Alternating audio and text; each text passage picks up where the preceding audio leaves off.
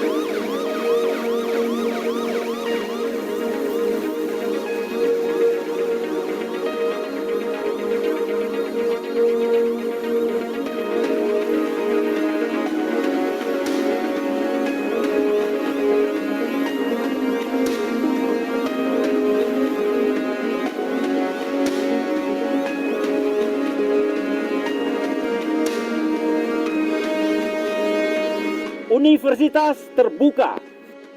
Menjangkau yang tidak terjangkau.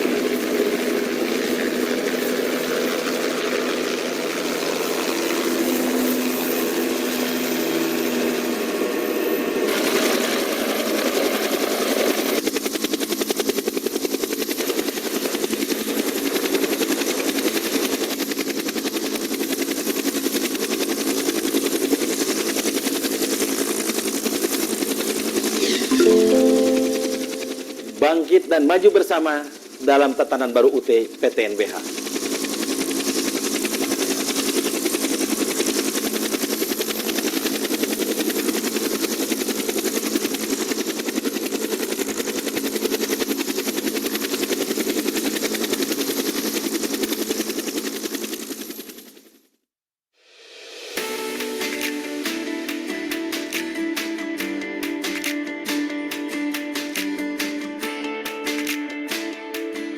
Welcome to Universitas Terbuka.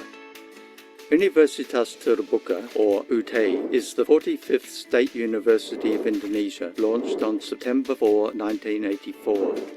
The head office is located at Pondok Cabe, South Tangerang, and is spread over 16 hectares.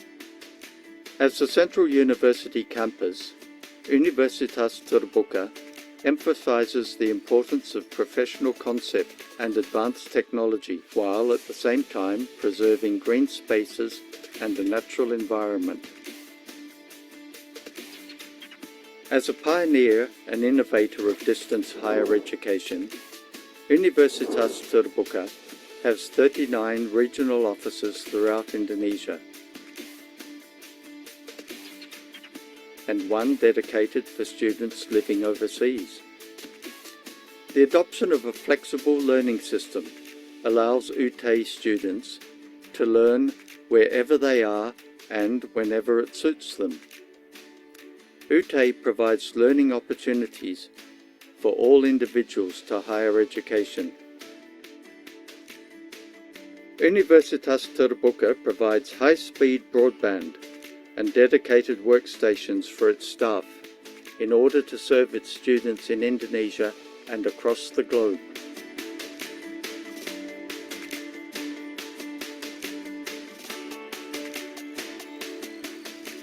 UTE's head office is composed of several main units.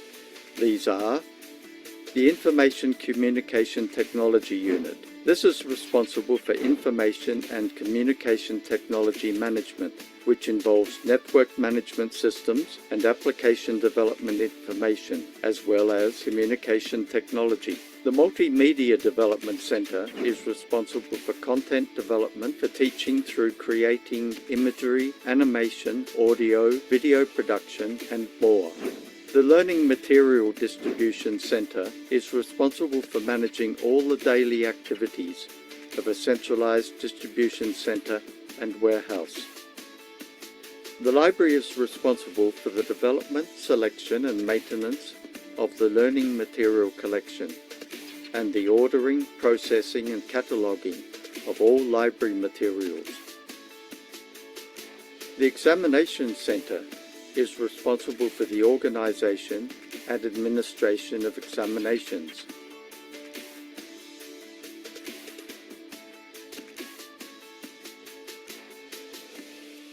The Rectorate building contains the offices of the Rector and Vice-Rectors. The Bureau of Finance, General Affairs and Partnership is responsible for carrying out financial affairs and the university's planning, administration and management. The Bureau of Student Administration and Planning takes care of academic and administrative services, including a contact center that serves the needs of students. The core teaching and learning functions of the university are conducted through 4 faculties. These faculties offer diploma, bachelor, master, and doctoral programs. These faculties are the Faculty of Economics, the Faculty of Law, Social and Political Sciences, the Faculty of Science and Technology, and the Faculty of Education and Teacher Training. At present, Universitas Terbuka has a student body of just over 350,000 from every corner of Indonesia and more than 50 other countries. Universitas Terbuka, making higher education open to all.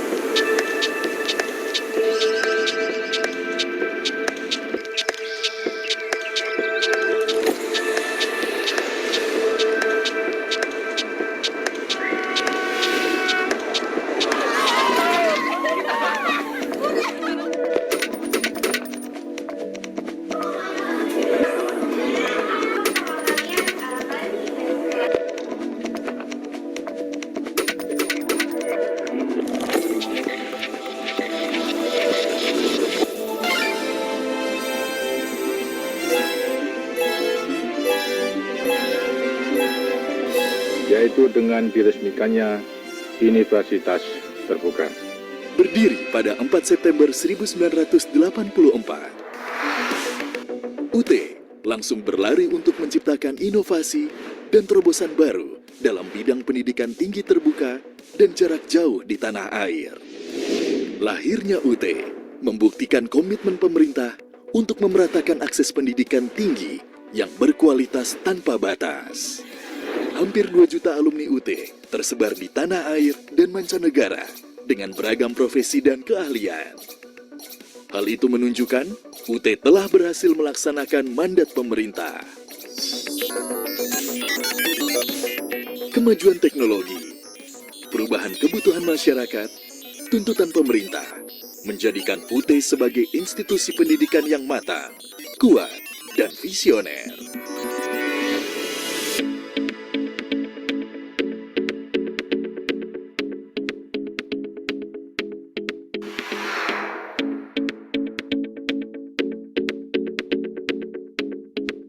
Dengan status baru sebagai perguruan tinggi negeri Badan Hukum atau PTNBH, UT tetap pada jati dirinya, yaitu menyediakan akses pendidikan tinggi yang terjangkau biayanya, terjamin kualitasnya, dan tersebar layanannya. Status PTNBH ini membuat UT sejajar dengan PTN lain yang sudah lebih lama didirikan. Status ini juga membuat UT semakin otonom dalam pengelolaan akademik, tata kelola, pengelolaan keuangan dan aset, serta sumber daya manusia.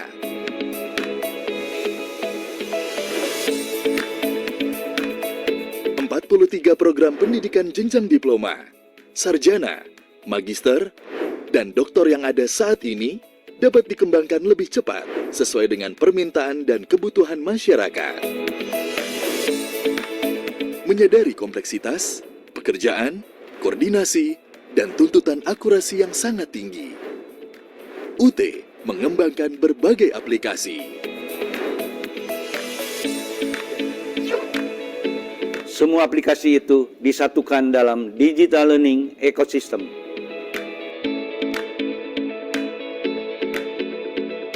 Dengan selalu mendapatkan opini audit laporan keuangan wajar tanpa pengecualian, UT senantiasa berkomitmen penuh untuk menjadi institusi pendidikan tinggi yang transparan, akuntabel, efektif, efisien, dan ekonomis.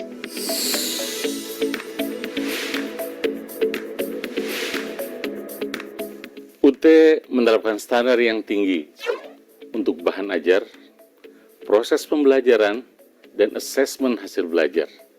Dengan demikian, para mahasiswa dimanapun mereka berada diharapkan akan memiliki standar kompetensi minimal yang sama.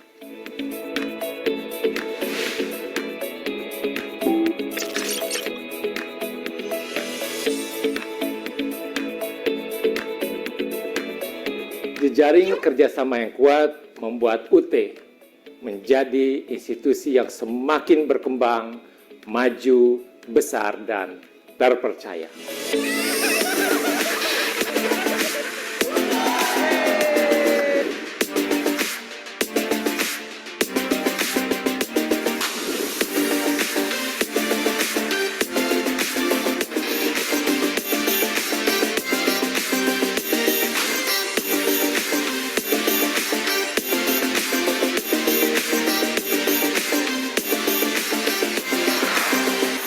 Bangkit dan maju bersama dalam tatanan baru UT PTNBH.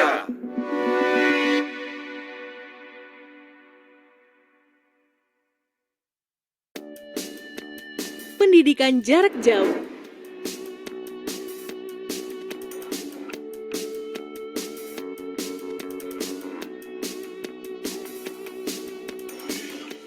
Terdapat di lebih dari 40 provinsi dan di luar negeri.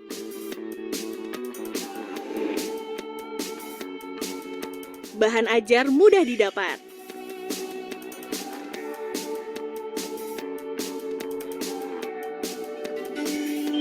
Anda sedang mendengarkan UT Radio, Open Education. Diikuti berbagai macam profesi,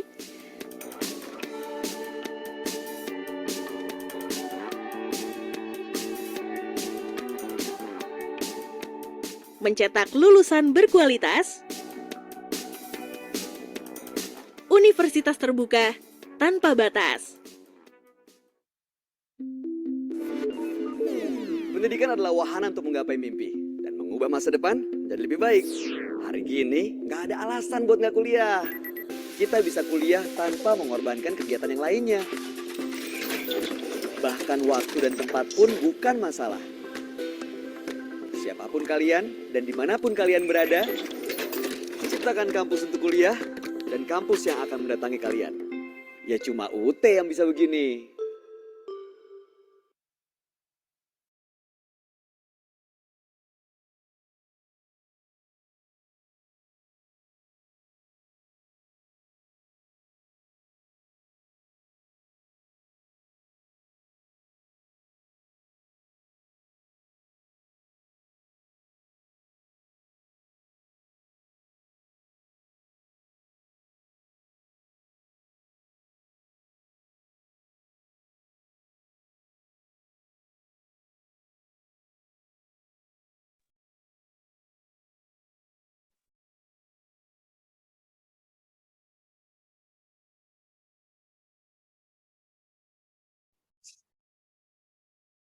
Halo, selamat pagi Ibu Ana, Bu Ratna.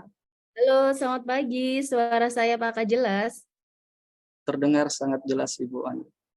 Oke, terima kasih. Selamat pagi semuanya. Assalamualaikum. Waalaikumsalam.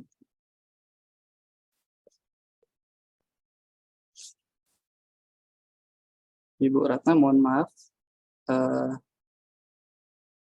Apakah sudah bisa dimulai kegiatannya atau kita menunggu beberapa menit lagi?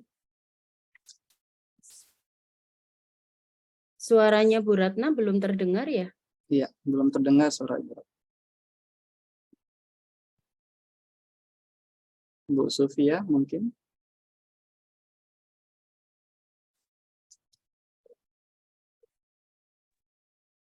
Sambil menunggu mungkin Bu Ratna. Ya. Baik. Saya izin nyalain dua nih, kayaknya PC saya bermasalah mic-nya.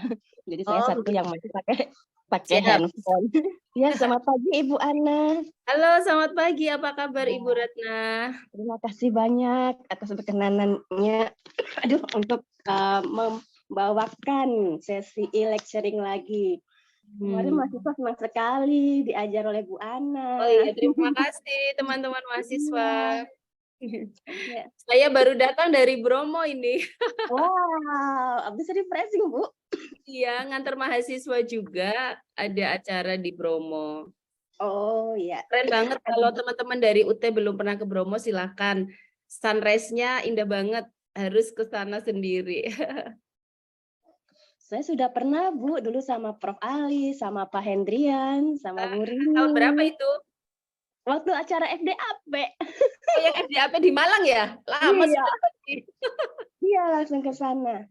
Nah, Bu, kita pagi ini ditemani oleh Bapak Edi. Ini dosen AKP, nun jauh di sana. Di mana Pak nih? Edi? Di Tarakan. Agak geser ke timur sedikit Ibu Ratna, ke Sorong. Iya. Iya. Iya. Salam kenal Bu Dr. Ana. Ya, salam kenal Ya, Pak Edi. terima Sehat kasih selalu. Bu Ratna sudah diberi kesempatan. Iya dong, biar Bu Ana juga kenal nih teman-teman Ya. AKP sampai ke penjuru negeri ada Bu Ana. Keren banget UT. Iya. Oke, Betul. baik, 1 menit lagi kita mulai ya. Ya. Oke, baik Bu Ratna. Saya sudah standby.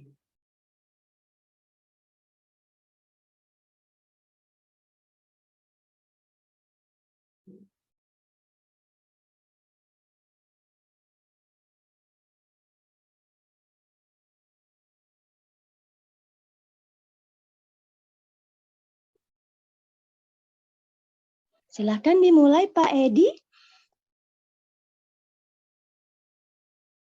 Oke, baik. Karena waktu sudah menunjukkan pukul 9.30 ya waktu Indonesia Barat, Kalau di timur sudah jam 11.30. Kita akan mulai kegiatan kita. Terima kasih atas kesempatan yang diberikan Ibu Ratna. Seperti yang sudah diinformasikan bahwa hari ini kita akan melaksanakan kegiatan lecturing dengan tema yang sangat menarik, yaitu berkaitan dengan defisit anggaran dalam sektor publik. Nah, izinkan saya selaku moderator membuka kegiatan kita hari ini dengan sebuah pantun ya. Semoga bisa memberikan semangat di awal kegiatan kita. Duduk di kursi sambil makan. Cakep. Ya, terima kasih. Pemandangannya banyak ilalang.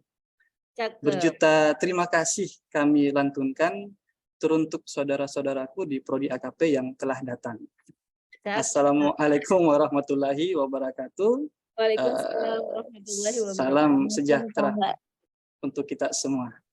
Baik, pertama mungkin kita akan menyapa terlebih dahulu, telah hadir di tengah-tengah kita dalam kegiatan ini Ibu Ketua Prodi AKP UT, itu Ibu Ratna Marta Dewi, SE MACCAK. Terima kasih Bu sudah meluangkan waktunya untuk gabung dalam kegiatan kita hari ini. Yang terhormat juga narasumber kita yang sudah hadir, yaitu Ibu Dr. Ana Sopanah Supriyadi, SE MSI AKCE CMA. Terima kasih Ibu Ana sudah meluangkan waktunya juga ya berbagi ilmu sebagai narasumber dalam kegiatan kita hari ini.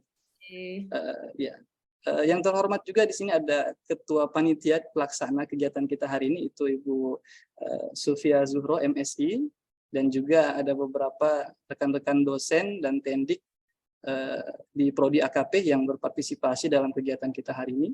Dan yang paling spesial ya, terkhusus bagi rekan-rekan mahasiswa Prodi AKP yang dimanapun kalian berada ya, dari Sabang sampai Merauke, dari Aceh sampai Jayapura, selamat mengikuti kegiatan kita hari ini, yaitu kegiatan lecturing. Baik, sebelum kita memulai, saya perkenalkan diri terlebih dahulu ya, karena seperti pepatah mengatakan, tak kenal maka tak sayang ya. Yang kenal saja itu belum tentu disayang, apalagi yang tidak kenal ya. Jadi saya perkenalkan diri dulu. Nama saya Edi Fitriawan Syahadat, biasa dipanggil Edi, dan saya juga salah satu dosen di Prodi AKP, dan saat ini saya ditempatkan di unit Sorong ya. Salam kenal semua rekan-rekan mahasiswa dan juga para peserta lainnya, salam kenal. Selamat mengikuti kegiatan lecturing ini, semoga bisa mengikuti kegiatan dengan semangat sampai di penghujung kegiatan nantinya. Baik, kita akan masuk pada agenda berikutnya, yaitu kita terlebih dahulu akan sama-sama ya menyanyikan lagu kebangsaan kita, lagu Indonesia Raya, dan kemudian nanti akan dilanjutkan dengan menyanyikan lagu himne UT. Silakan admin untuk memutarkan lagu.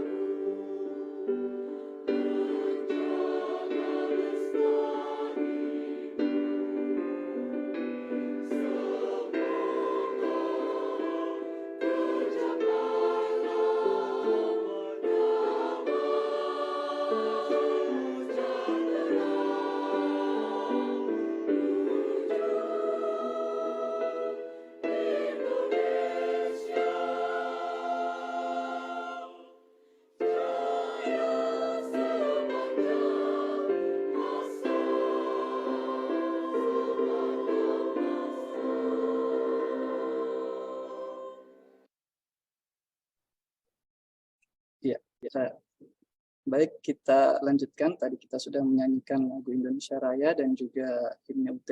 Kita lanjut pada sesi berikutnya, yaitu akan ada sambutan dari Ketua Prodi Akuntansi Keuangan Publik, Ibu Ratna Marta Dewi. Untuk itu kami persilakan dengan hormat kepada Ibu Ratna. Silakan, Bu. Terima kasih banyak Bapak Edi. Assalamualaikum. Assalamualaikum warahmatullahi wabarakatuh. Waalaikumsalam. Iya, semangat pagi semuanya. Pagi. Iya. Nah, ini adalah hari kedua kita akan langsung menyumber belajar ke pakar. Nah, ini narasumber kita hari ini sangat luar biasa. Nah, ini adalah seorang Ibu Dekan dari Widya Tama Malang loh. Ya. Nah, jadi Anda sungguh beruntung dari kemarin sudah diajar oleh Prof. Bambang. Nah, hari ini Bu Ana datang lagi nih. Kemarin ayo siapa fansnya Bu Ana nih? Bu Ana udah mulai punya fans nih di mahasiswa AKP. Nah, aduh mohon maaf ya, aduh jadi batuk-batuk. Ya, ya oleh karena itu teman-teman mahasiswa selamat mengikuti ini dan juga jangan malu-malu ya untuk bertanya karena Bu Ana akan memberikan jawabannya secara detail dan juga ini sangat eksklusif ya. Bu Ana hadir untuk membimbing Anda semua. Ya, terima kasih banyak Bu Ana atas berkenanannya. Aduh. Ya, demikian aja ya. Aduh, mohon maaf ini saya batuk. Ya, terima kasih. Wassalamualaikum warahmatullahi wabarakatuh. Waalaikumsalam warahmatullahi wabarakatuh. Waalaikumsalam warahmatullahi wabarakatuh. Ya, terima kasih Ibu Ratna sudah memberikan kata sambutannya. Ya, meskipun dalam kondisi kurang sehat Bu ya, semoga lekas pulih kondisinya. Baik, kita akan lanjutkan lagi pada sesi berikutnya, yaitu kita akan masuk pada sesi dokumentasi. Jadi dimohon seluruh peserta, baik itu mahasiswa, dosen, pendik, itu silakan untuk membuka kameranya terlebih dahulu. Kita akan ambil gambarnya. Silakan. Jangan malu-malu ya. Perlihatkan wajah cantik dan gantengnya. Mari dibuka semua. Ayo semuanya. Dibuka kameranya, kita mau ambil gambar terlebih dahulu. Ya, Ibu Eneng sudah dibuka kameranya. Ibu Dinda, Pak Lasando. Oke, silakan diambil gambarnya.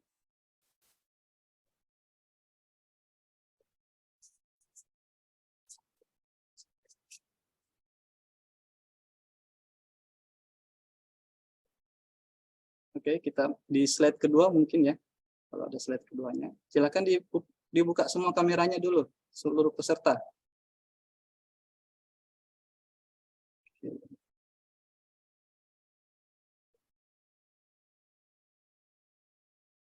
Oke. Ya, mungkin sudah semua ya diambil, Ibu Sufia. Mohon dikonfirmasi sudah? Oke. Baik, kita lanjut pada agenda berikutnya, rekan-rekan mahasiswa dan para peserta lainnya, yaitu kita akan masuk pada agenda inti kita, akan ada penyampaian materi dari narasumber kita, yaitu Ibu Dr. Ana Sopanah Supriyadi, SE, MSI, AK, CE, CMA, dengan tema tadi defisit anggaran dalam sektor publik. Namun sebelum beliau menyampaikan materi, saya mohon izin membacakan profil beliau. Beliau lahir di Brebes tanggal 11 Agustus 1979. Ini masih tergolong muda ya, sudah mendapatkan gelar doktor. Semoga menjadi motivasi buat kita semua. Kemudian ya, riwayat pendidikan formal beliau S1 di UWG, Universitas Widyagama Malang, 2001 ya. Kemudian melanjutkan studinya di UGM tahun 2003, studi S2-nya. Kemudian melanjutkan lagi studi S3-nya di Universitas Brawijaya tahun 2013. dan ada pendidikan profesi juga yang dijalani kemarin. Itu ada ICMA Australia tahun 2013 ya, kemudian ada PPA STIE MCE 2014, dan kemudian ada beberapa publikasi dalam bentuk jurnal maupun buku. Di sini jurnal internasional Scopus itu ada 5, ya, luar biasa ya. Kemudian jurnal internasional non Scopus ada 8, Sinta ada 8, buku ada 12 yang sudah diterbitkan, dan hak kekayaan intelektual di sini ada 13 ya. Kemudian untuk publikasi Google Scholar-nya totalnya ada 56. Wah, ini luar biasa. Kemudian menjadi pembicara nasional itu sebanyak 12 kali, dan menjadi pembicara internasional sebanyak 8 kali. Kemudian pengalaman beliau sebagai dosen di Prodi Akuntansi Fakultas Ekonomi dan Bisnis di Universitas Widyagama Malang sampai sekarang, dan beliau juga pernah menjadi konsultan provider program BEC TF World Bank 2010 ya. Kemudian konsultan provider proyek IPD 2011, dan aktif juga dalam satu organisasi yaitu sebagai bendahara Forum Dosen Akuntansi Sektor Publik ya sampai 2018, dan kemudian Sekjen Forum Dosen Akuntansi Publik sampai 2022. Pernah menjadi Direktur Kantor Urusan Internasional di Universitas Widyagama Malang sampai 2018. Menjabat Regional Direktur ya ICMA Indonesia sampai sekarang, kemudian Ketua Program Studi Akuntansi UWG sampai tahun 2020, pengurus ISEI Malang Raya sampai 2025, dan saat ini di kampus Universitas Widyagama Malang beliau sebagai Dekan Fakultas Ekonomi dan Bisnis ya sampai 2024, dan juga sebagai Ketua FEM DPW Jawa Timur. Nah, ini luar biasa ya, ini ibaratnya sudah paket komplit ya, karena akademiknya oke, ini praktisinya juga oke. Nah, untuk itu kita tidak usah berlama-lama lagi, kita akan mendengarkan penyampaian materi dari narasumber kita, Ibu Dr. Ana Sopana. Untuk itu, waktu dan tempatnya kami persilakan dengan hormat kepada Ibu Dr. Ana. Silakan Ibu.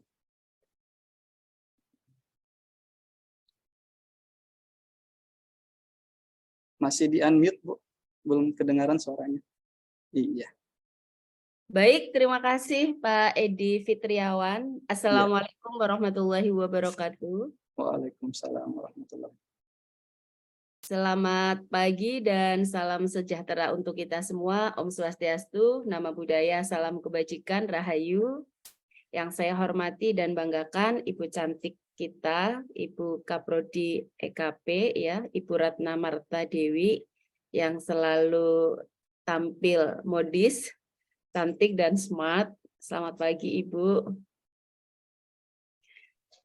Selamat pagi Bu Ana. Mohon maaf Bu.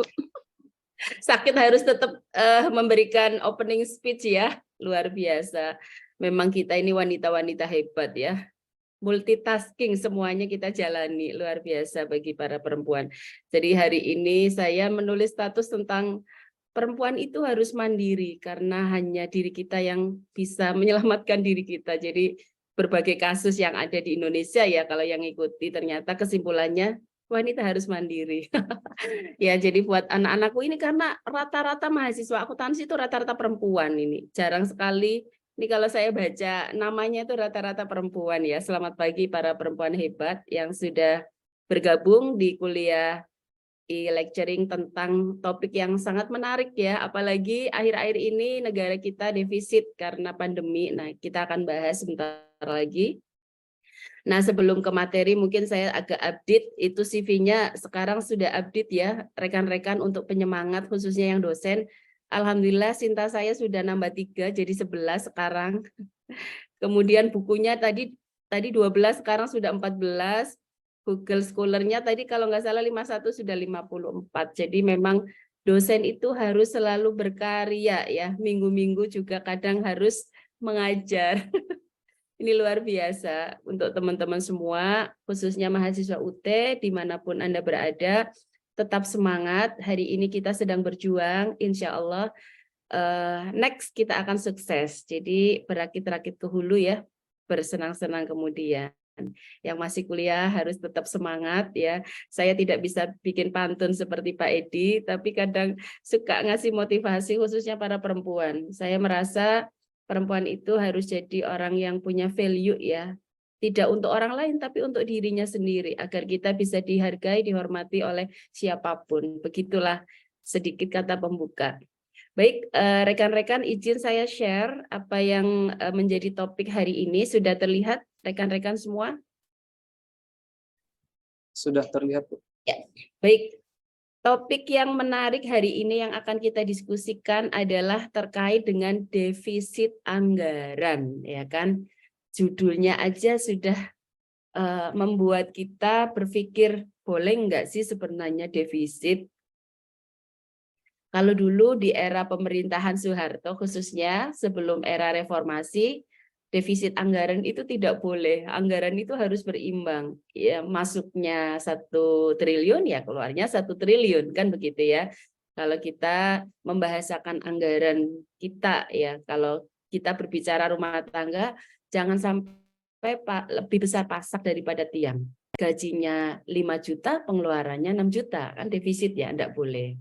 Ya, jadi kata-kata defisit itu sebenarnya kata-kata negatif, tetapi pertanyaannya kira-kira boleh nggak sih Bu ya untuk anggaran sektor publik, anggaran pemerintahan? Kalau kita bicara aturan yang lalu pastinya nggak boleh. Kalau aturan yang sekarang boleh. Berapa batas wajarnya defisit anggaran? Itu kita akan bahas. Saya lupa tadi selain menyapa mahasiswa UT, mungkin ada mahasiswa saya yang ingin ikut belajar ya, biar ikut menikmati proses pembelajaran tanpa batas dan waktu dari Universitas Terbuka yang saya sangat mengapresiasi ya. Jika ada mahasiswa saya, terima kasih yang sudah bergabung ya. Baik, sebelum saya menjelaskan tentang defisit, mungkin kita refresh sendiri sedikit ya tentang APBN dan APBD. Karena kalau kita bicara defisit, maka yang dimaksud defisit dalam konteks ini adalah anggaran pendapatan belanja negara di konteks pusat atau anggaran belanja pendapatan daerah di konteks daerah. Ya, saya selalu bilang kalau mengajar akuntansi publik bahwa entitas sektor publik tidak hanya pemerintahan, tapi ada organisasi nirlaba. Nah, hari ini kita membahas entitas pemerintahan, yaitu ada pemerintah pusat, ada pemerintah daerah. Tetapi bukan itu yang akan dibahas, tapi adalah defisitnya. Nah, defisit ini terjadi karena apa? Kan gitu ya. Nah, kalau kita bicara tentang APBN, maka pengertiannya adalah segala rencana. Dari mana saja sih penerimaannya negara atau daerah ya, dan untuk dibelanjakan apa saja selama 1 tahun. Jikalau antara belanjanya lebih besar daripada penerimaannya, itulah yang dinamakan defisit. Kalau kita bandingkan dengan sektor swasta, jika belanjanya atau pengeluarannya lebih besar daripada pendapatannya, maka dinamakan rugi kan. Nah, sebenarnya mirip defisit di sektor pemerintahan, kalau rugi, loss ada di sektor private. Jadi secara filosofis atau secara logis secara sederhana bahwa terjadinya defisit itu jika antara pengeluaran dan pengeluaran belanja dengan pendapatannya tidak imbang, yaitu lebih banyak belanjanya. Kita review sedikit bahwa pendapatan di negara kita itu ada penerimaan dalam negeri, ada pendapatan hibah ya, di mana penerimaan dalam negeri ada penerimaan pajak sampai detail ya, pajak macam-macam ya. Kemudian ada penerimaan dari sumber daya alam ya, atau bukan penerimaan pajak. Kemudian dari sisi negara ada belanja pemerintahan pusat yang benar-benar untuk pengelolaan pemerintahan pusat. Kemudian ada belanja daerah yang ditransfer sebagai fungsi distribusi ya. Jadi berbicara tentang anggaran, kita juga harus ingat bahwa fungsi anggaran itu banyak, ada 6 ya, masih ingat semua ya, ada fungsi alokasi, fungsi distribusi, ya kan, fungsi kebijakan fiskal dan lain-lain. Itu semuanya diatur oleh negara. Jadi kalau nggak ada yang ngatur, maka akan kacau negara kita. Oleh karena itu terjadi inflasi, maka pemerintah akan mengeluarkan kebijakan apa. Kemarin terjadi pandemi, banyak sekali kebijakan. Itulah fungsi negara atau fungsi kontrol dari adanya belanja. Nah, terkait dengan belanja, kita dulu itu mengenal belanja rutin, belanja gaji, ya, belanja yang benar-benar untuk pegawai. Ada belanja pembangunan, belanja yang benar-benar untuk pembangunan jalan, jembatan, sarana dan prasarana yang lain, ya. Kemudian di istilah berikutnya ada belanja tidak langsung, itu sebenarnya sama, ya. Kemudian ada belanja langsung yang kembali ke pemerintah. Nah, selain komponen pendapatan belanja, ada juga komponen perimbangan, ya. Dana perimbangan adalah bagian dari APBN juga, APBD, di mana dana ini diberikan oleh pusat sebagai dana transfer. Ya, kita sudah pernah mempelajari ada dana alokasi umum, ada dana alokasi khusus, ya. Nah, kemudian ada juga dana otonomi khusus. Bagi siapa? Bagi pemerintahan khusus, ya. Ada Papua yang kita kenal, ada Aceh, DKI, DIY, itu kan ada otonomi khusus yang istimewa lah. Nah, gitu, ya. Nah, di sini nanti ada surplus dan defisit. Nah, di sini. Kemudian satu komponen dari APBN adalah komponen pembiayaan, di mana komponen ini adalah sebagai komponen untuk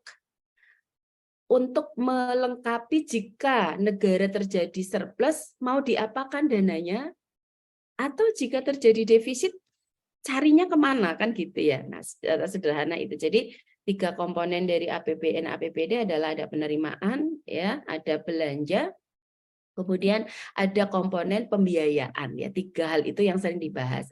Nah, terjadinya surplus dan defisit itu adalah sebagai konsekuensi jika terjadi antara pendapatan dan belanjanya tidak imbang. Nah, ini baru kita masuk ke defisit, ya. Seperti yang saya sampaikan bahwa proses penganggaran ini dilakukan oleh seluruh organisasi, mau sektor swasta, publik, melakukan budgeting. Bedanya kalau sektor swasta budgetingnya langsung, ya. 1 tahun anggaran, misal tahun 2023, maka dia membuat perencanaan di bulan Desember sampai disahkan di Desember akhir, kemudian langsung dieksekusi. Jadi paling batas waktunya itu more or less Desember ke Januari. Sementara kalau kita bicara perencanaan di sektor publik, perencanaannya nggak 1 bulan atau dalam hitungan seperti sektor swasta, ya. Langsung saat itu kita bicara sektor publik, perencanaannya butuh 1 tahun.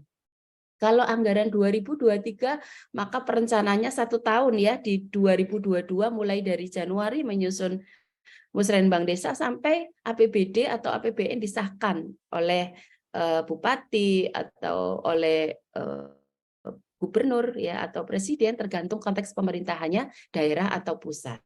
Kemudian pelaksanaannya 1 tahun, pertanggungjawabannya 6 bulan. Nah, jadi kita kalau bicara budget, semua organisasi itu pasti menyusun rencana, ya. Untuk apa? Untuk menjadikan sebuah pedoman. Kadang ada rencana aja masih meleset, ya, program dan kegiatannya, apalagi kalau nggak ada rencana. Oleh karena itu, maka dibutuhkan perencanaan atau budget, ya. Dalam konteks ini yang dimaksud perencanaan adalah perencanaan keuangan negara yang akan diterima selama 1 periode tahun ke depan. Kemudian perencanaan belanja apa saja yang akan dikeluarkan 1 periode tahun ke depan. Jika terjadi selisih lebih maka surplus, selisih kurang namanya defisit. Nah, itu di bawahnya. Oleh karena itu, secara umum defisit adalah suatu keadaan di mana sebuah organisasi atau lembaga dalam lingkup negara atau pemerintahan yang menjadi selisih adalah pengeluarannya lebih besar atau belanjanya lebih besar dibandingkan dengan pendapatannya atau pemasukannya. Jadi boros ini ceritanya negara, ya kan? Apalagi ya 3 tahun ini pandemi, ya, kita defisit terus. Nah, untuk apa sih, Bu? Ya, untuk macam-macam pemulihan ekonomi. Nah, jadi selisih antara pengeluaran pemerintah dengan pemerintah, ya, yang pemerintah yang sama dengan jumlah utang baru yang dibutuhkan pemerintah untuk mendanai dana operasinya. Nah, tentunya untuk mengatasi defisit anggaran tersebut diperlukan tambahan dana. Nah, tambahan dana ini nanti ada di komponen pembiayaan. Jadi secara definisi jelas ya, defisit anggaran itu jika terjadi selisih antara pendapatan dengan belanja, di mana belanjanya lebih besar daripada pendapatannya. Ya, bicara rumah tangga, gajinya tadi contohnya 5 juta, pengeluarannya 6 juta atau 7 juta, itu defisit ya. Boleh nggak ya? Nggak boleh lah, masa utang kan gitu untuk hidup. Malah harusnya nabung, bukan utang ya. Jadi bagaimana kita sebagai seorang akuntan pintar ngatur uang kita untuk segala keperluan kita. Nah, harus pintar ngitung ya, jangan sampai terjadi defisit. Oke, itu adalah pengertian. Nah, setelah kita tahu pengertian defisit anggaran, maka berikutnya kita harus tahu dasar hukumnya. Biar apa? Biar tahu sebenarnya kalau boleh defisit berapa sih angka maksimalnya? Kan begitu ya. Kalau kita lihat dari berbagai aturan yang terkait dengan penganggaran, maka ada undang-undang yang harus Anda ketahui dan ini menjadi makanan wajib bagi mahasiswa akuntansi keuangan publik ya, akuntansi publik ya. Nah, apa itu Undang-Undang Nomor 17 Tahun 2003 tentang Keuangan Negara? Ini wajib baca karena ini adalah kayak babonnya Undang-Undang Akuntansi Publik ya. Nah, itu kemudian apa istilah undang-undang yang terkait ya, ada Undang-Undang Otonomi Daerah ya, Nomor 33 Tahun 2004 tentang perimbangan keuangan antara pemerintah pusat dan pemerintah daerah. Nah, ini mudah-mudahan rekan-rekan semua yang di UT ini karena memang sumbernya banyak ya di websitenya UT maupun di Google itu semuanya ada. Silahkan yang belum sempat download bisa di-download ya.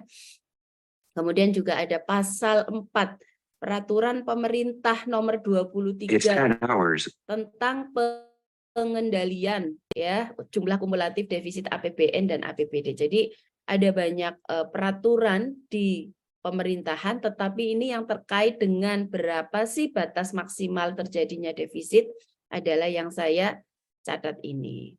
Nah, kesimpulannya bahwa penetapan batas maksimal kumulatif defisit APBN dan APBD. Jadi tidak hanya APBN, APBD juga bagi mungkin kalau ada rekan-rekan yang kerja di pemerintahan ya, kan maksimal tidak boleh melebihi 3% dari PDB, pendapatan domestik bruto tahun yang bersangkutan. Jadi kalau kemarin Bu Sri Mulyani ngomong APBN 2022 defisit 2,8 ya dari total PDB-nya, berarti masih sesuai dengan undang-undang yang mengaturnya. Jadi masih boleh. Nah, selain defisit anggaran maksimal 3%, maka ada ketentuan juga bahwa pinjaman pemerintah dan pemerintah daerah. Jadi kalau ngomong pemerintah berarti pemerintah pusat ya, dan pemerintah daerah tidak boleh lebih dari 60% ya. Saat ini kan di Indonesia mungkin sekitar 30-40%. Kalau lebih dari 60% berarti hidup kita dari utang ya. Nggak boleh. Nah, seperti itu nggih. Kemudian pasal-pasal berikutnya juga yang menegaskan bahwa anggaran itu boleh defisit maksimal 3%, diantaranya ini ada pasal 49, pasal 7 ya, pasal 86, pasal 5 dan lain-lain. Jadi banyak sekali aturan hukum yang menyatakan bahwa defisit anggaran maksimal 3%. Nah, ini ya. Penetapan batas maksimal kumulatif defisit APBN adalah selambat-lambatnya bulan Agustus untuk tahun anggaran berikutnya. Jadi harus ditetapkan. Nah, kemudian ini ada notes di biru ini bahwa sesuai dengan amanat Undang-Undang Nomor 2 Tahun 2020 tentang pemerintah berwenang menetapkan defisit APBN melebihi 3% ini. Jadi sebelumnya memang ada angka boleh di atas 3%. Tapi setelah terjadi pandemi, karena kita untuk menghindari risiko yang terlalu besar, maka pemerintah mengeluarkan keputusan maksimal 3% ya sejak keluar Undang-Undang Nomor 2 Tahun 2020. Begitu ya teman-teman ya. Jadi sekali lagi batas maksimal defisit APBN adalah 3%. Nah, ini juga dipertegas di dasar hukum ya. Tadi saya mengatakan Undang-Undang Babon yang harus Anda pelajari Undang-Undang Nomor 17 di sini menjelaskan di pasal 12 ayat 3 maupun di pasal 17 ayat 3 semuanya berbicara tentang maksimal defisit anggaran dan juga maksimal pinjaman pemerintah maupun pemerintah daerah yaitu 60%. Kemudian perimbangan keuangan antara pemerintah pusat dan daerah ini juga dibahas di Undang-Undang Nomor 33 Tahun 2024.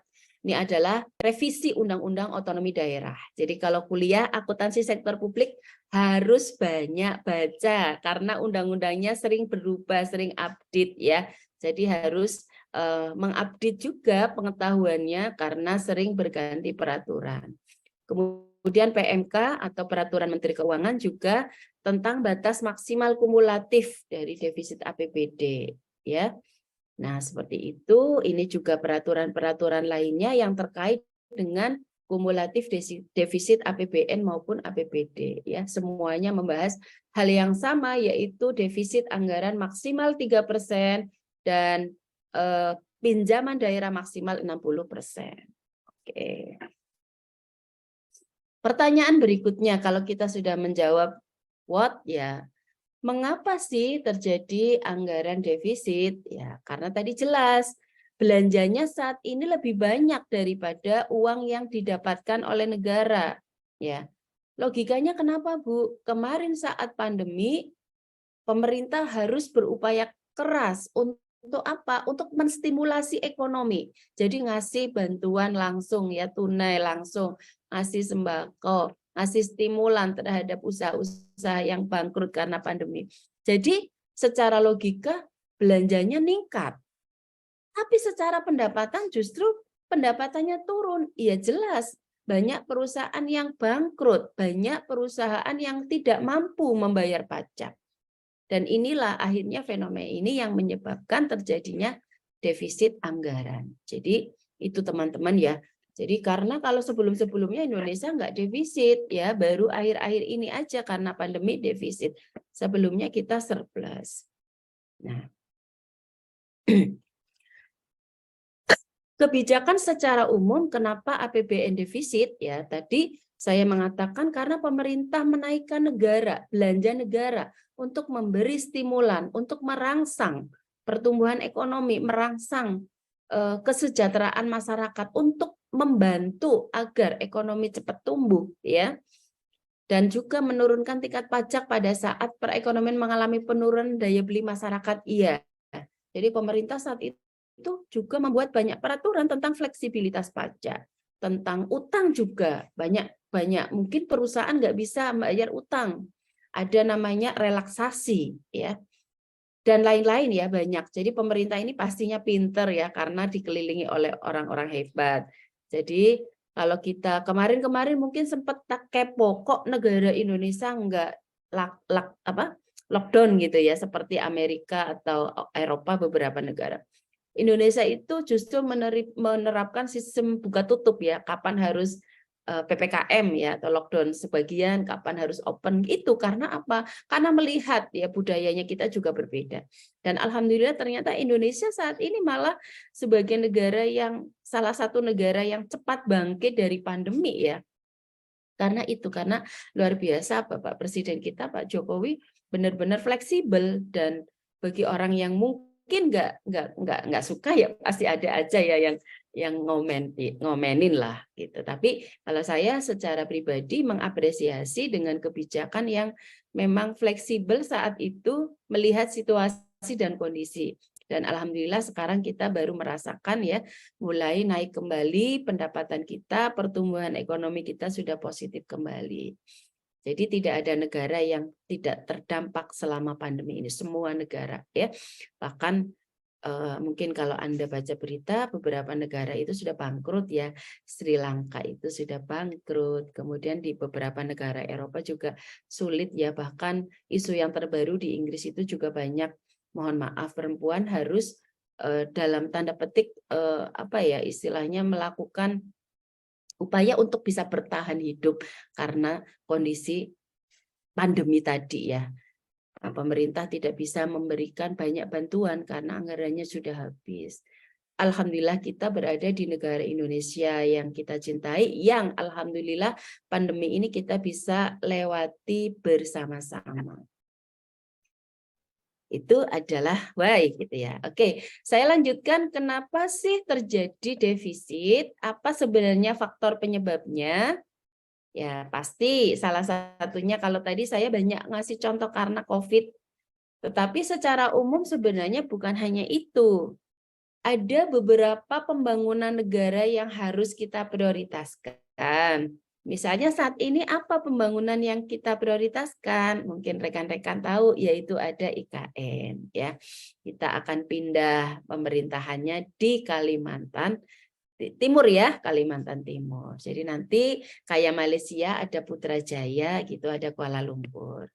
Jadi nanti pusat bisnisnya tetap di Jakarta, pusat pemerintahannya di Kalimantan Tengah-Tengah. Jadi negara kita nanti akan ramai tidak hanya di pusat ya, nanti akan tumbuh di tengah. Maka nanti daerah-daerah sekitar Kalimantan ikut tumbuh, namanya multiplier effect. Nah, boleh nggak Bu kalau defisit untuk pembangunan? Boleh ya. Kita tahu ya Pak Jokowi gila-gilaan untuk membangun infrastruktur.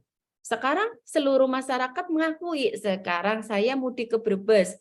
Kalau dulu nggak ada tol, saya paling cepat 12 jam sampai 15 jam. Sekarang tinggal separuhnya, 6 sampai 8 jam. Ini kan luar biasa. Ya, hikmah dari pembangunan jalan tol. Ya, memang infrastruktur. Jadi boleh. Jadi salah satu penyebab utama dari defisit pastinya karena ada pembangunan sarana dan prasarana atau pembangunan negara. Selain itu, apa sih juga yang menyebabkan defisit? Ya, mata uang tukar ya atau nilai tukar rupiah kita turun. Karena apa? Ya karena banyak faktor ya, kondisi ekonomi, kemudian politik ya, kemudian juga politik global itu juga mempengaruhi fleksibilitas nilai tukar ya. Kemudian daya beli masyarakat rendah. Kenapa rendah? Ya karena tadi pendapatannya tidak banyak, sehingga kalau mau mengeluarkan belanja juga mikir kan gitu. Apalagi kemarin pas pandemi itu kan kalau nggak penting banget nggak beli. Yang harus benar dibeli hanya makan sama kesehatan ya. Bisnis properti hancur, bisnis pariwisata hancur, banyak sekali bisnis yang hancur ya, sehingga akhirnya orang-orang ikut merasakan dampaknya semua. Selain daya belinya rendah, juga multiplier efeknya kemana-mana. Nah itu ya. Kemudian ada pertumbuhan ekonomi yang cepat, terlalu cepat pertumbuhan ekonomi merangsangnya juga bisa menyebabkan defisit. Kenapa? Ngoyo kan? Harus memberikan banyak subsidi ya, subsidi, kemudian stimulus. Nah, kemudian saat terjadinya inflasi, ya inflasi berarti kan pemerintah harus bergerak. Kalau terjadi inflasi apa yang harus dilakukan kan gitu? Berarti kan harus mengatasi suku bunga. Nah, gitu ya. Realisasi yang tidak sesuai target pasti. Kadang kita bikin perencanaan pendapatan, ternyata pendapatannya meleset sehingga tidak sesuai dengan realisasinya. Itulah beberapa alasan kenapa terjadinya defisit ya.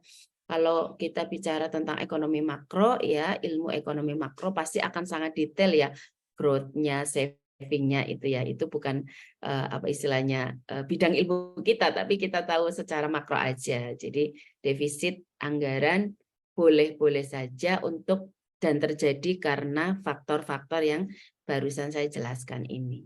Oke, itu faktor penyebab defisit. Lanjut.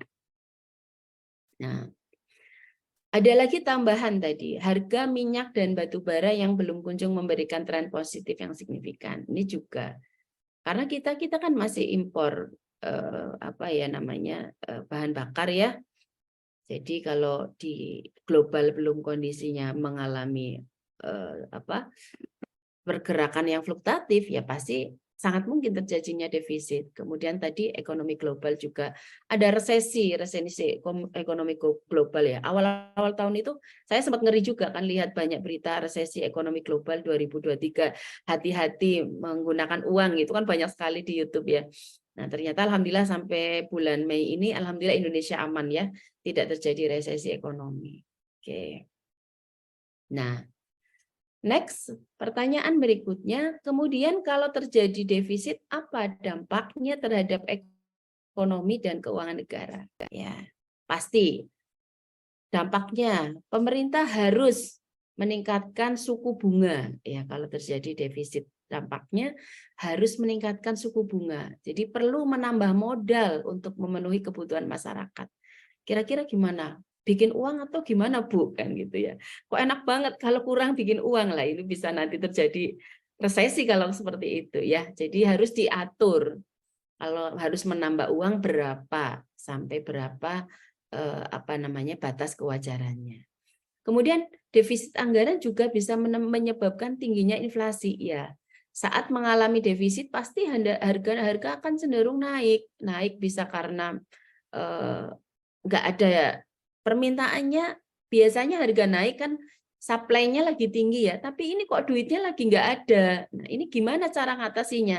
Nah, itulah salah satu terjadi defisit anggaran. Makanya harus pemerintah memberikan subsidi misalnya kan untuk apa? Untuk menurunkan inflasi dengan memberikan subsidi baik untuk kadang BBM atau untuk program-program lainnya yang memang dibutuhkan oleh masyarakat. Ya, tingkat konsumsi dan tabungan menurun pasti ya karena terjadi defisit, maka tabungan atau saving juga akan menurun. Dan yang paling fatal adalah pasti tingginya pengangguran. Jadi kalau kita bicara defisit anggaran, maka multiplier efeknya banyak sekali ya. Berarti kesejahteraan masyarakat juga bisa turun dong. Iya, karena apa? Karena pertumbuhan ekonominya secara langsung dan tidak langsung terpengaruh. Pertumbuhan ekonomi terpengaruh ya pasti daya beli terpengaruh ya kan. Inflasi terpengaruh dan akhirnya juga mempengaruhi segala aspek diantaranya kesejahteraan dan juga pengangguran. Itu adalah dampak dari terjadinya defisit. Nah, kita lihat di gambar ini, kalau kita lihat dari tahun 2020, mulai 2015, ini kapan Indonesia pernah surplus? Kok defisit terus, Bu? Nah, ini defisitnya paling kecil justru di tahun 2018 ya. Ini rencana defisit. Nah, pada saat pelaksanakan kita harus surplus, harus dicek apakah benar-benar defisit ataukah setelah mengalami koreksi bisa terjadi surplus. Kita lihat yang paling terbaru 2023 diproyeksi defisit 2,7. Nah, sebelumnya ini kan 3,6. Setelah ada aturan baru tadi kan maksimal 3. Nah, ini harus dikoreksi. Ini minus 4. Bahkan pernah terjadi ini pertama kali pandemi ya, 2020 defisitnya minus 6,3. Ini kan luar biasa ya. Tapi harus terjadi karena memang kondisi yang tidak bisa terelakkan ya. Nah, ini defisit anggaran terjadi dan alhamdulillah semakin ke sini harusnya nanti akan semakin kecil defisitnya. Oke. Misal ini contoh juga di Sumatera Selatan ada beberapa kabupaten, ada berapa ya ini di Sumatera yang menjadi contoh untuk anggaran yang defisit. Selain di Sumatera Selatan, Anda nanti bisa browsing banyak juga di daerah-daerah lain yang juga terjadi defisit. Silakan. Oke, kita lihat dari ringkasan postur APBN kita ya. Kalau kita lihat dari postur pendapatan negara, rekan-rekan, kita tahu bahwa pendapatan negara yang paling banyak adalah dari pajak ya. Pajak ini berapa triliun ini? Ya. 1,159 ini triliun ya. Kemudian ada dari kepabeanan, ini miliar mestinya. Nah, ini adalah terjadinya proses penerimaan pendapatan baik dari pajak atau dari pendapatan lain-lain ya. Ini sampai 2023. Nah, ini kalau saya ngambil di internet ini ada sampai misal 31 Oktober sekian. Ini tumbuh. Kemudian kalau kita lihat dari pendapatan ini berapa sih belanjanya, kita lihat sampai ketemulah angka. Nah, ini terjadi defisit misalnya ya. Nah, ini karena defisit maka harus dieksekusi melalui komponen pembiayaan ya, pembiayaan anggaran. Nah, ini penjelasannya. Jadi intinya negara ini pasti ngontrol berapa target dan realisasi pendapatan setiap tahunnya. Kemudian jika terjadi defisit, cara nutupnya bagaimana, itu sudah punya hitung-hitungan ya. Tidak berarti kalau defisit itu pasti otomatis bangkrut atau gagal, enggak ya. Pemerintah sudah punya hitung-hitungan bagaimana defisit ini bisa diselesaikan dengan cara yang baik ya. Bisa dengan silpa yang ada, bisa dengan utang dalam negeri atau luar negeri, atau dari cara-cara lainnya yang diatur oleh pemerintah. Nah, oke, kita berinjak ke strategi pengurangan defisit anggaran ya. Secara teoritis tadi saya sampaikan kalau terjadi defisit maka komponen yang digunakan untuk menutupi adalah komponen pembiayaan. Ya, terjadi defisit maka uangnya kurang, belanjanya banyak, uangnya kurang. Kasih contoh, belanjanya 1 triliun. Pendapatannya cuma 950 miliar, berarti defisit 50 miliar. Dari mana untuk mendapatkannya? Tadi dengan hutang, baik dalam negeri maupun luar negeri. Atau negara bisa menerbitkan surat obligasi negara ya, atau menerbitkan obligasi hutang. Ya. Nah, hutang ini menjadi alternatif ya. Saat ini Anda kalau misalnya mau beli obligasinya pemerintah silakan. Itu pemerintah juga menjual obligasi untuk menutup terjadinya defisit. Atau gimana caranya, bagaimana pendapatan atau sumber dari pajak ini bisa meningkat ya, atau potensinya bisa digali lebih dalam lagi dengan meningkatkan jumlah penerimaan negara dari berbagai sektor. Ya, itu namanya penerimaan dengan meningkatkan intensifikasi, meningkatkan pajaknya, potensinya, atau ekstensifikasi, menambah pajak yang memungkinkan, apalagi yang mau dipajakin kan gitu ya. Nah, itu beberapa strategi ya rekan-rekan, dari hutang, dari obligasi maupun dari peningkatan sumber peningkatan sumber pendapatan. Nah, kemudian bicara strategi yang sudah dilakukan oleh pemerintah itu apa? Ya, kalau kita lihat dari kondisi 3 tahun terakhir ini, pemerintah sudah berbagai upaya telah dilakukan. Utamanya adalah dengan melakukan berbagai inovasi. Inovasi apa? Inovasi untuk meningkatkan perpajakan. Ya, sekarang perpajakan hampir semuanya baik sistem. Nggak harus datang ke pajak. Dulu kan mau bikin NPWP harus ke pajak. Sekarang online aja bisa. Mau bayar pajak saya nggak harus kemana-mana, pakai e-banking juga bisa.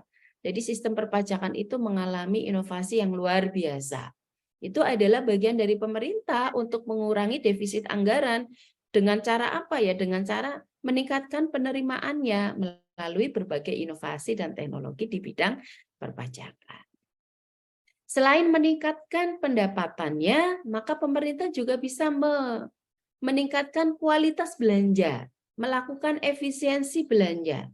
Ini belanja yang tidak efektif atau tidak efisien, jangan dikeluarkan. Misal, mohon maaf, kunjungan-kunjungan yang DPR RI misalnya yang terlalu sering ke luar negeri, ya ini tuh dikurangi, ya kan?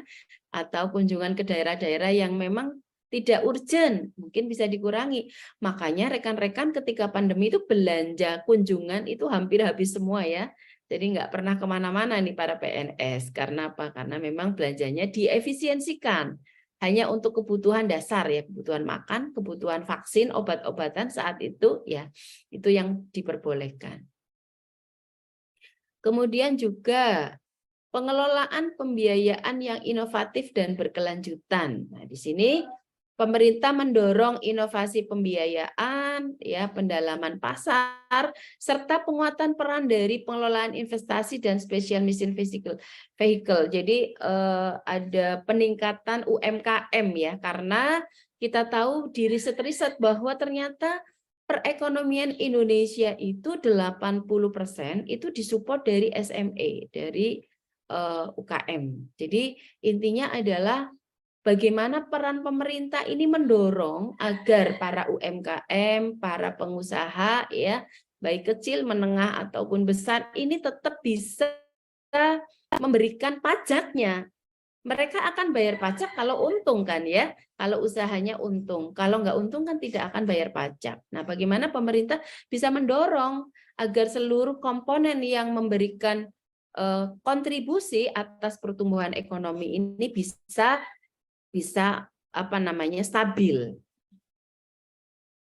Kemudian yang keempat, memastikan cadangan fiskal pemerintah itu handal dan efisien. Yes, ya. Pemerintah akan mensinkronkan waktu penerbitan surat berharga negara atau SBN dan juga posisi kas dan menjaga batas efisiensi cadangan fiskal yang aman. Yes. Jadi pemerintah pastinya punya hitung-hitungan kapan harus mengeluarkan surat berharga, surat obligasi, kapan harus utang, dan lain-lain. Sorry, izin minum dulu. Itu adalah strategi pengurangan defisit anggaran. Oke. Dengan demikian, maka ada sebuah kondisi, yaitu pemerintah harus melakukan konsolidasi fiskal. Apa itu? Adalah kebijakan pemerintah yang bertujuan untuk menurunkan defisit anggaran dan juga menurunkan akumulasi utang tadi ya, yang maksimal 40%. Nah, instrumen yang digunakan dalam kondisi konsolidasi fiskal ini adalah dengan cara tadi meningkatkan penerimaan, memangkas atau mengefisiensikan pengeluaran. Ya, caranya bagaimana? Caranya nanti detail kan akan dilakukan oleh berbagai dinas, berbagai lembaga yang terkait dengan, kalau penerimaan berarti dinas, kalau di Kota Malang itu DPPKAD, atau kalau dinas atau kabupaten lain itu ada Dispenda. Nah, bagaimana mendorong pemerintah ini bisa ya, kalau misalnya pemerintah daerah mendorong bagaimana Dispenda ini mampu menciptakan pendapatan-pendapatan atau pendapatan atau pajak-pajak yang bisa ditingkatkan. Kemudian bagi dinas-dinas penghabis uang, paling banyak apa? Dinas pendidikan ya, paling banyak anggarannya, kesehatan. Ini bagaimana bisa mengefisiensikan agar biayanya lebih efisien. Sehingga kesimpulannya, dengan adanya konsolidasi fiskal, maka defisit anggaran dan utang dapat lebih terkendali. Nah, ini adalah fungsi dari pemerintahan untuk melakukan konsolidasi fiskal. Ya. Nah, konsolidasi fiskal selain tadi tujuan utamanya adalah untuk menutup defisit anggaran, maka juga untuk menjaga dan mengembangkan perekonomian negara secara umum, kemudian juga dengan melakukan konsolidasi fiskal bisa meningkatkan kualitas SDM, artinya negara masih mampu mengalokasikan sebagian dananya untuk peningkatan SDM. Kalau seperti saya ya, di SDM-nya universitas, maka ada dong alokasi pemerintah untuk memberikan beasiswa kepada S3 bagi yang belum S3 ya. Kalau Pak Edi mau S3, cari dong beasiswa karena pemerintah melakukan konsolidasi fiskal untuk meningkatkan kualitas SDM, diantaranya adalah dosen ya. Menjaga stabilitas harga barang, iya. Contoh, kapan hari itu pernah rame, minyak goreng hilang, ya kan? Akhirnya Menteri yang ditugaskan Menteri Perindustrian dan Perdagangan yang melakukan cek lapangan dan harus menstabilkan harga minyak goreng, jangan sampai langka karena oknum ya, borong gitu. Dan pastinya bagaimana untuk bisa mengurangi defisit, melakukan konsolidasi fiskal dengan mendorong investasi. Karena apa? Kita itu negara butuh investasi, nggak cukup uang kita. Untuk bisa menarik investor dari luar negeri untuk menitipkan duitnya di Indonesia, maka harus aman negara kita. Aman, harus nyaman, aturan harus jelas ya. Kemudian terkait dengan perpajakan juga harus jelas. Semuanya nanti akan menjadi daya tarik orang luar menanamkan duitnya di Indonesia ya. Seperti itu rekan-rekan ya, tujuan dari konsolidasi fiskal. Kemudian lebih detail lagi bahwa konsolidasi fiskal diarahkan untuk menyehatkan ekonomi makro IS. Jadi bagaimana dengan langkah konsolidasi fiskal ini, maka pertumbuhan ekonomi naik berkelanjutan ya. Seperti cita-cita menjadi negara maju di tahun emas 2045, maka banyak tahapan yang harus dilakukan. Ya. Nah, itu rekan-rekan ada perspektif risiko juga ya, perspektif konsistensi kebijakan. Jadi memang pemerintah itu tidak mudah ya mengatur negara sebesar Indonesia ini, baik secara wilayah besar, secara penghasilan juga gede ya. Penduduknya 200 juta lebih loh, luar biasa, dan kita semuanya senang ya bangga jadi orang Indonesia ya. Yang sangat enak lah kalau saya sudah keliling ke 25 negara, tetap ya saya tetap cintanya sama Indonesia. Jadi negara lain hanya untuk apa? Untuk belajar, untuk mendapatkan insight di negara-negara. Baguskah Australia? Bagus. Tapi kan berbeda ya. Artinya saya sebagai orang Indonesia pastinya mengapresiasi apa yang sudah dilakukan oleh pemerintah kita ya juga, tapi ada hal yang mungkin kita harus tiru. Apa misalnya disiplin pajak. Di Australia itu penghasilan itu harus masuk transfer di bank dan pasti otomatis dipotong pajak. Di Indonesia itu kan perpajakannya masih by self, melaporkan sendiri. Jadi bisa jadi orang berbohong, saya pendapatannya 50 juta. Ayah saya laporkan 10 juta aja, negara kan nggak tahu kan gitu ya. Itu yang mungkin sisi yang kalau kita bicara kurang gitu ya dari sisi perpajakan. Kalau kita belajar dari negara yang lain.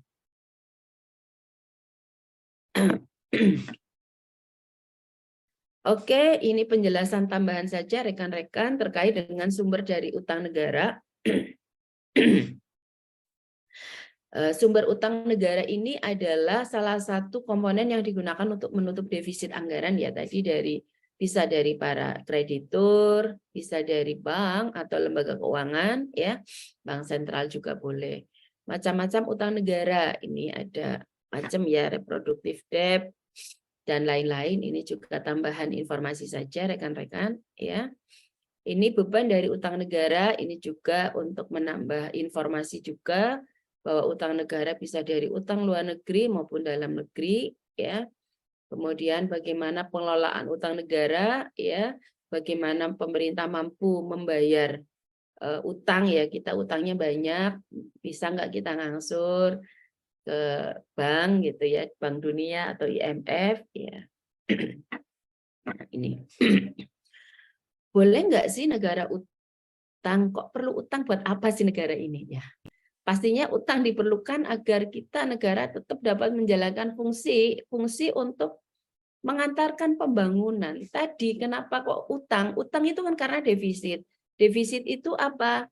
Karena pendapatannya lebih kecil dari belanja yang saat ini dibutuhkan. Ya, oleh karena itu kalau memang kondisi ini mengharuskan negara hutang, ya hutang nggak apa-apa kan gitu kan. Yang penting secara aturan masih boleh kan gitu. Tadi kan hutangnya maksimal 40%. Ya, di antaranya mengapa negara perlu hutang, menjaga momentum dan menghindari opportunity loss. Yes, ya. Karena ada beberapa kebutuhan belanja yang tidak bisa ditunda, harus. Ya. Apalagi saat kemarin ya, untuk isolasi butuh sekali rumah sakit ya, rumah sakitnya nggak ada, akhirnya Wisma Atlet jadi rumah sakit untuk COVID dan lain-lain ya banyak. Memberikan legacy atau warisan yang baik untuk generasi selanjutnya. Yes. Kalau misalnya Bu mewarisi hutang boleh nggak? Ya kalau bisa jangan mewarisi hutang. Tetapi kalau kita hutang maka akan menjadi catatan agar next anak cucu kita kan nggak hutang gitu kan. Kita hutang sekarang berjuang dulu. Misal teman-teman saat ini ada yang sedang nyicil motor. Karena motor saya butuh untuk kerja. Saya hutang nggak apa-apa. Untuk modal kan. Ngangsur. Yang belum punya rumah sudah menikah, ngangsur, hutang rumah, nggak apa-apa KPR. Tapi kan ada legacy nanti saya punya rumah kan, meskipun rumah hasil cicilan. Dengan hutang bisa mempercepat pertumbuhan ekonomi, yes. Kalau hutangnya hutang produktif, boleh untuk meningkatkan pertumbuhan ekonomi. Dan tentunya juga mengembangkan pasar keuangan ya, ini penjelasan tambahan. Ini juga penjelasan tambahan terkait dengan defisit ya, karena tadi komponen utama untuk menutup defisit adalah hutang. Jadi saya banyak mengasih tambahan-tambahan tentang utang. Karena kan bayangan secara umum Indonesia negara masa ya utang kan gitu ya. Makanya saya banyak memberikan tambahan-tambahan informasi terkait dengan perutangan kan gitu. Nah, ini juga terkait dengan siklus pengelolaan utang ya. Kembali lagi bagaimana utang itu bisa dilakukan secara terstruktur ya, kemudian terorganisir dan juga tertata sehingga tidak sampai terjadi miss ya, wayai bayar utang tidak bisa bayar angsuran. Nah ini kan nggak boleh ya, karena kita harus memperhatikan langkah-langkah selanjutnya ya. Oke, pengelolaan pembiayaan ini mungkin sebagai hampir penutup. Strategi pengelolaan pembiayaan APBN untuk menciptakan pengelolaan keuangan yang transparan dan akuntabel. Pastinya bahwa negara Indonesia adalah negara besar yang untuk mengelolanya butuh anggaran sekitar hampir 500 triliun ya. Hampir 500 triliun ya untuk membiayai negara Indonesia. Bayangkan Bapak Ibu semua, anak-anakku, dari mana kira-kira hampir Indonesia itu dapat uang segitu banyak. 1 triliun aja kita nggak bisa bayangin duitnya ya, 1.000 miliar. Wow, ini 500 triliun. Jadi ya begitulah. Nah ini hanya pengelolaan pembiayaan APBN ya, strategi pengelolaan utang, menjaga rasio, mendorong pemanfaatan utang, kemudian mendorong pasar, portofolio, pengeluaran dan jadi inti ini adalah penjelasan tambahan saja kenapa negara boleh utang ya, negara atau daerah. Terakhir, solusi mengatasi utang negara. Ya, solusinya apa? Ya, bisa restrukturisasi atau dikonversi dalam bentuk program pemberdayaan masyarakat, pemeliharaan lingkungan dan sebagainya ya. Optimalkan upaya meminta pemotongan utang. Nah, bisa juga ya. Tapi kira-kira ada nggak negara yang baik hati mau memotong utang ya? IMF utangnya Indonesia dipotong deh. Karena Indonesia negara baik ya. Berdoa saja. Nah, itu teman-teman ya. Jadi kita udah membahas tentang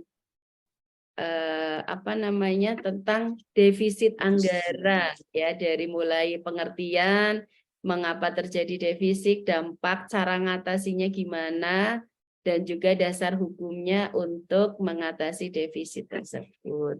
Pas 1 jam.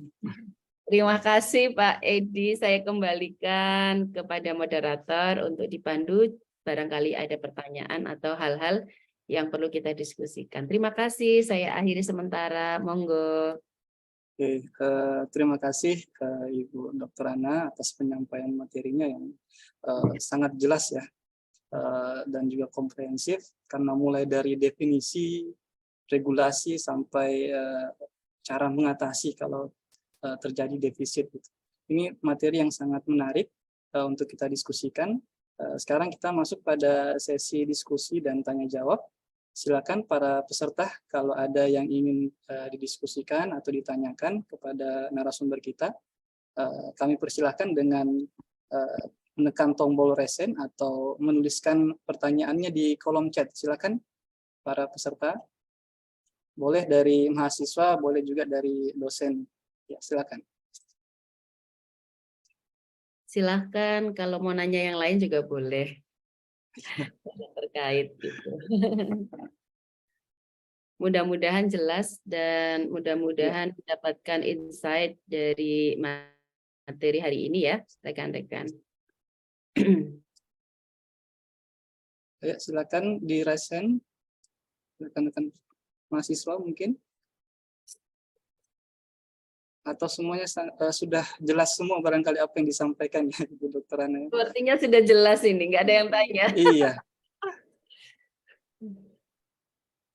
Itu Bu Sufia kayaknya bicara masih di mute. Ya Bu Sufia, silakan Bu Sufia. Tidak Bu, tadi saya sedang bicara dengan tim ICT Bu. Oh iya, silakan lanjut.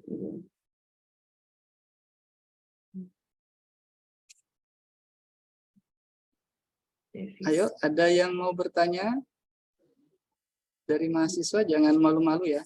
Kalau ada yang malu-malu bertanya secara langsung, ya. Di absen aja, dipanggil mahasiswanya nih. Ada Novan. Oh ya ada. Oh. Oke. Ada Ibu siapa nih? Ayu ya, Ayu Setia Kristina. Iya. Ayo, nanya. Yang open kamera siapa? Aneng Sihabumi. Oh itu co-host ya. Mahasiswa Siti Anissa nih, Siti Anissa. Halo Siti Anissa. Pada malu-malu mahasiswa. Iya, mungkin malu-malu semua Bu. Kalau malu-malu bertanya secara langsung boleh di kolom chatnya ya. Silakan diketik di kolom chatnya pertanyaannya. Nanti kami akan bantu bacakan. Untuk saat ini belum ada pertanyaan karena penjelasan Bu Ana sudah sangat jelas untuk saya. Oke, Iya. terima kasih Mbak Ayu. Oke. Bagus kalau ada yang kerjanya di instansi pemerintah nih bisa diskusi langsung. Bagaimana prakteknya? Tadi kan dijelaskan secara teori oleh Ibu Ana ya. Nah, bagaimana dengan kondisi real yang ada di instansi mungkin di tempat kerjanya rekan-rekan mahasiswa yang sudah bekerja di instansi pemerintahan gitu. Nah, ini ada pertanyaan Bu Ana. Ya. Ini dari salah satu dosen kita di AKP. Ini dari Pak Lasando. Izin bertanya, Bu Ana, apa saja konsekuensi jangka panjang dari defisit anggaran yang berkelanjutan? Nah, itu pertanyaannya. Mungkin bisa langsung ditanggapi, Bu. Ya. Sambil menunggu pertanyaan yang lain. Silakan, Ibu Ana. Terima kasih Pak Lasando, pertanyaannya bagus sekali ini ya. Jadi kalau misalnya defisitnya terus berkelanjutan, kira-kira dampak secara jangka panjangnya gimana ya, kan gitu ya. Nah, kalau kita bicara secara umum ya, pastinya dampaknya tidak baik, artinya menjadi presiden buruk. Ini sebenarnya ini yang salah ini apa sih? Apakah bikin perencanaan pendapatannya yang kegedean. Jadi kan tadi defisit itu bisa terjadi karena antara pendapatan ya dengan belanjanya lebih tinggi. Ini kan ada dua persoalan. Bisa jadi pendapatannya itu tidak tercapai realisasinya sehingga terjadi defisit, bisa jadi belanjanya yang kebesaran ya sehingga terjadi defisit. Nah, kalau kita bicara jika dari sisi pendapatannya itu tidak tercapai seperti yang kita targetkan, berarti pertanyaannya satu, apakah ketika membuat perencanaan pendapatannya itu sudah benar, ya kan? Sudah realistis, sudah sesuai dengan kondisi, atau sebenarnya itu bisa lebih dari itu. Contoh ya, yang saya banyak melakukan kajian di daerah, teman-teman DPRD kadang-kadang nanya, Bu Ana, kita itu di DPRD itu nggak tahu benar tak pendapatannya Kota Malang ini pendapatan asli daerah misalnya cuma 1 miliar, harusnya kan bisa lebih. Nah ini, sementara Dewan tidak punya banyak apa istilahnya kesempatan untuk belajar lebih banyak ya, detail gitu ya, sehingga kadang-kadang khawatir ada potensi yang dijadikan apa istilahnya bukan permainan ya, kalau permainan kok kayaknya kasar. Karena cenderung kalau bicara tentang pendapatan seolah-olah itu pendapatan itu agak berhati-hati gitu ya, mau menganukan targetnya itu potensinya bisa 1 miliar, mencantumkannya mungkin nggak sampai 1 miliar, biar seolah-olah kalau targetnya tercapai maka ini bagus dong kan gitu ya. Sementara kalau membuat anggaran belanja sedikit ditinggikan kan, biar kalau terjadi efisiensi bagus dong kan gitu ya secara logika. Jadi kalau kita bicara jangka panjangnya ya nggak bagus, karena nanti pertanyaan berikutnya, ini permasalahannya itu tidak mampukah pemerintah baik pusat atau daerah untuk merencanakan penganggarannya sehingga terjadi defisit terus, ataukah ada persoalan lain ketika mengalokasikan belanja, ada belanja-belanja yang sangat boros yang sebenarnya nggak perlu tapi tetap, atau tadi dari pendapatan ada yang miss, pajaknya nggak sesuai dengan target. Nah, seperti ini. Ya, jadi kalau sekarang kondisi pandemi terjadi defisit, oke, karena memang pemerintah sedang berupaya untuk menuntaskan pertumbuhan ekonomi. Tapi kalau jangka panjangnya ya kalau bisa tidak defisit lagi gitu kan, minimal kalau nggak bisa surplus minimal berimbang ya antara pendapatan sama belanja itu bisa terjadi keseimbangan. Jadi mudah-mudahan ke depan ya kalau kondisinya sudah stabil sudah tidak terjadi defisit lagi karena menjadi legasi buruk pastinya ya. Defisit, apalagi kalau di daerah mau maju lagi jadi bupati, gimana mau saya pilih anggarannya defisit terus kan gitu ya.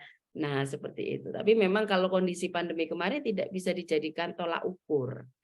Jadi mungkin seri saya seperti itu, Pak. Jadi memang jangka panjangnya tidak bagus secara legitimasi, secara kebijakan publik ya, karena pemerintah daerah itu kan pasti jabatan politik. Jadi kalau ada bupati, wali kota yang memimpin selama 5 tahun itu defisit terus, maka nggak bagus kan jangka panjangnya. Mau nyalon lagi mesti agak sedikit terganjal karena tadi.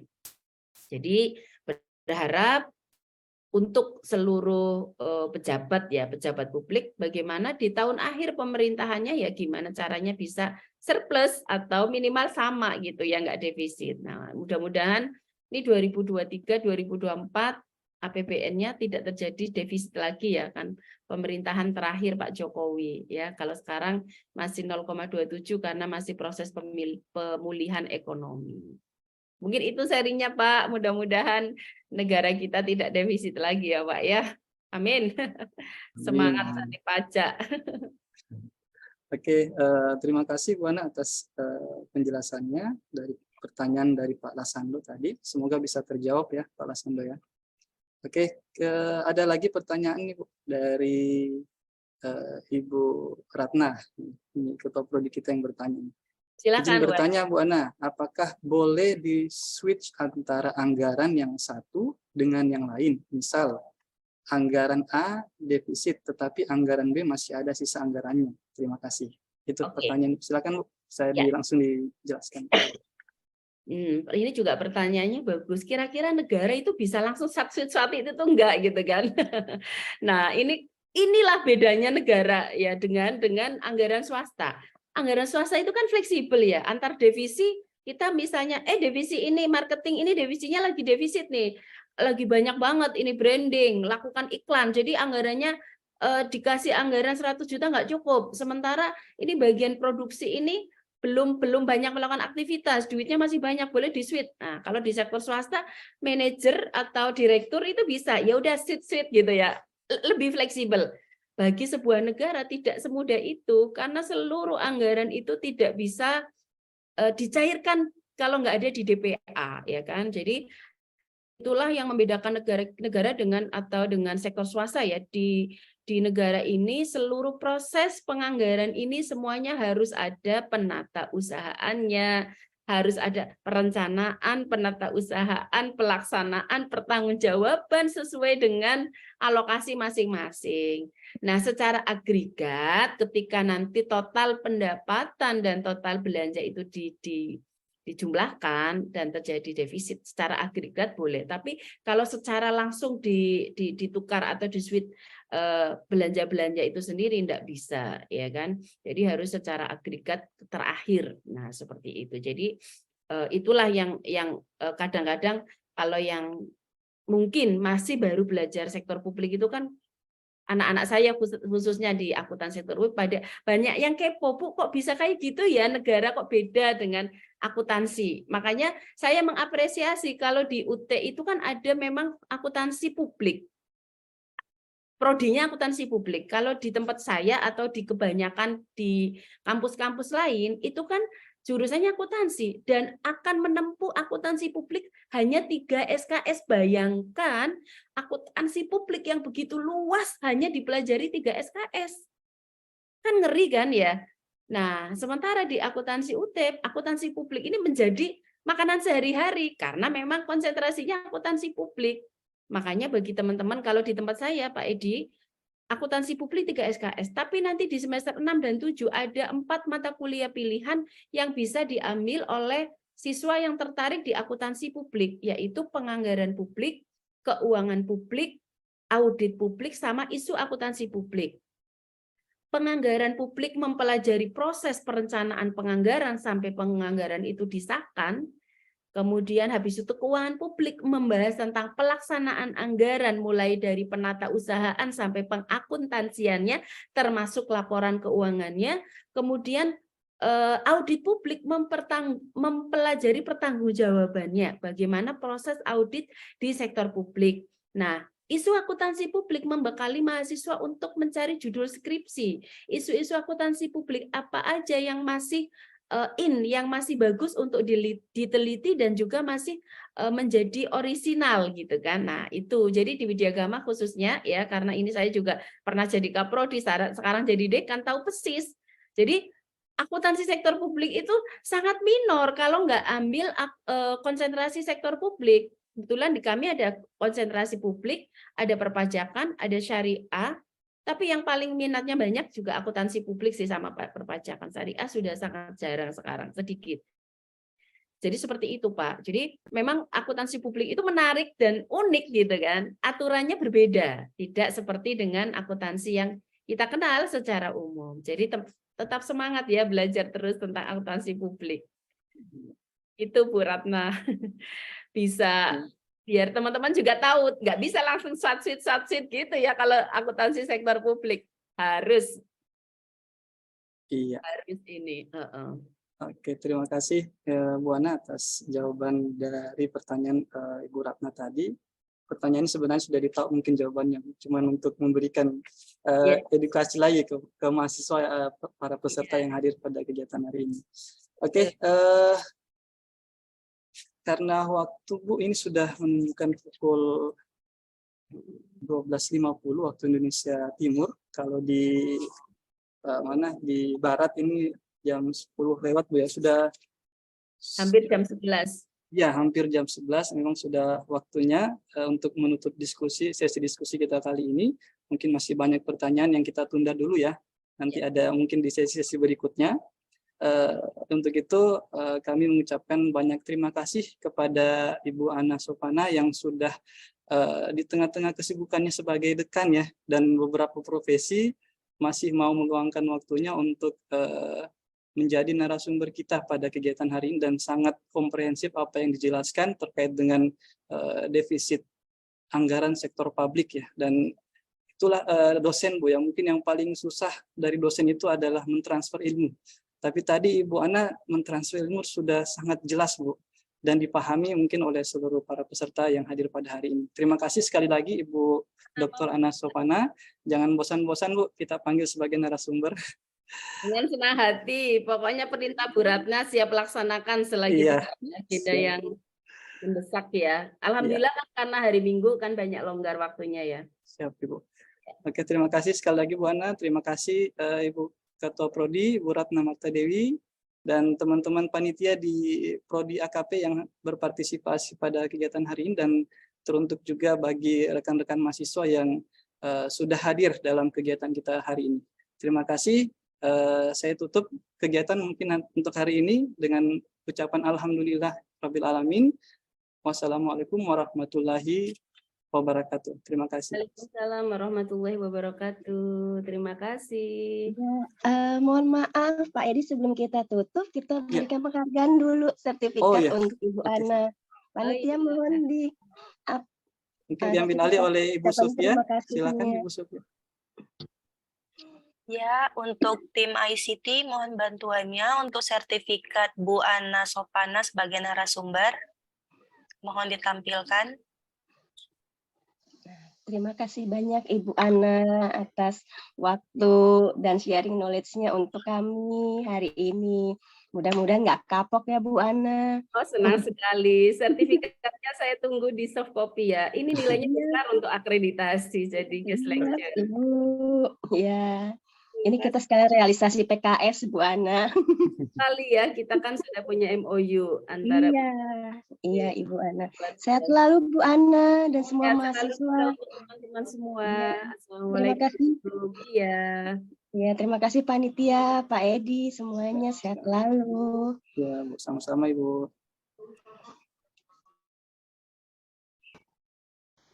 Saya tadi mau capture, ada yang capture nggak yang ada sertifikatnya? Boleh ditampilkan lagi, Ibu Sudah Sofia? Bu, sudah di screenshot Bu. Saya nanti boleh di-share, dikirimi ya, siap. Baik. Saya buat story nanti. Teman-teman dari UT kalau mau ikutin IG saya juga boleh, biar Iya. bisa saling menginspirasi. Siap. Terima kasih Bu Ana. Ini Bu Ana wanita yang menginspirasi. Iya, kemarin barusan dapat penghargaan dari Jawa Pop, alhamdulillah. Dari sebagai woman inspiring di bidang anggaran. Yang follow ya Ana Sopana ya IG-nya ya. Ana Sopana atau Ana Sopana _, sih. Saking